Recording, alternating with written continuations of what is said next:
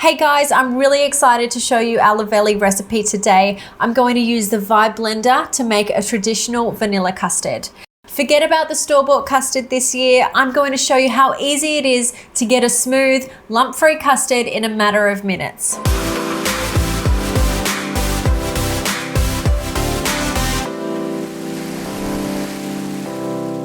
So let me run you through my ingredients for the day. There's nothing funny about this recipe. It has everything that you would expect in a traditional vanilla custard. So I've got 300 mils of milk and 300 mils of thickened or heavy cream. I have half a cup of sugar, 1.5 tablespoons of corn flour. I have 3 eggs. I'm going to use 2 yolks and 1 whole egg. I have our vanilla bean, of course, and I'm going to finish it today with just a little bit of butter to make it really nice and smooth. So we're going to start by heating our milk, our cream, and our vanilla in a saucepan really slowly until it comes to a rolling boil. At that point, we need to take it straight off the heat, and I'll show you that a little bit later. So again, we have 300 mils of milk and 300 mils of thickened or heavy cream. I'm going to just split my vanilla pod right down the middle and then scrape out all of the seeds. That can go straight into the milk and cream. Now there's plenty of flavor still left in this vanilla pod, so you don't want that to go to waste. You can just put that straight into here and we'll take it out once it's heated up. So now I'll put it on low to medium heat so that vanilla has a chance to really infuse into the milk while it slowly comes up to the boil. As that's happening, I'm going to prepare the next stage, and I'll move through that pretty quickly, keeping my eye on that because it can boil over the pot and that's a disaster. So now I'm going to get my eggs, my sugar, and my corn flour into the blender jug while that's heating up. If it's too much to handle getting these 2 processes done at once, that's totally fine. Make sure you get your egg mix done first and then heat up your milk. We do it that way so that we can keep the temperature in the milk while we pour it into the jug, and I'll show you that when we get there. So I'm going to separate 2 eggs and use only the yolks. They can go straight into the blender jug.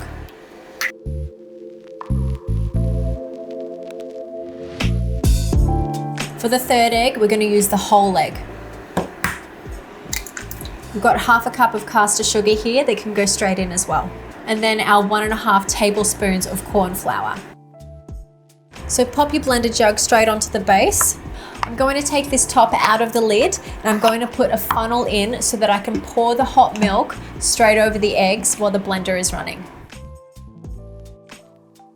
So as I was saying before, your milk needs to actually bloom up to the top and then come down. We want it to get up to temperature so that we can cook our eggs properly. Now this, you can see here, is just starting to bubble away, but it's not time to take it off yet. I'll show you when that happens. Okay, so it's just starting to come up now, and that's when you want to take it off the boil.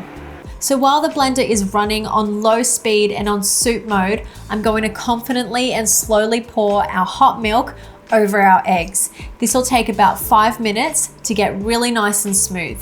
Before you start pouring, don't forget to take that vanilla bean out of the milk. Make sure you don't start adding your milk before the blender jug is running, or you'll end up with scrambled eggs. Now it's really important that you start pouring that milk straight after it's come off of the boil. It needs to be around 80 degrees.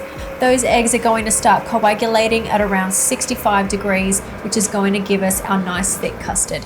After the 5 minutes, we're just going to finish off this custard with 30 grams of butter, which I'm just going to add into the top and blend up for another 30 seconds. So this has come out really nicely. It's the perfect pouring consistency. I'm just going to pass it through a sieve straight into a jug. Now, if yours hasn't come out quite as thick, it could be that that milk wasn't hot enough to start with. If you just wanted a little thicker anyway, one trick is to pour it back into this saucepan and put it over low heat, giving it a stir, and after a couple of minutes, it'll get there. So like I said, this is perfect pouring consistency. As it cools down slightly, it'll get a little bit thicker as well. So there you go, another way to use your Vibe blender at home, a super easy traditional vanilla custard that you can try out this Christmas. We hope you're enjoying this year's festive season. As always, hit subscribe if you haven't already and give this video a like if you enjoyed it. Otherwise, we'll see you next week for another Luvele recipe.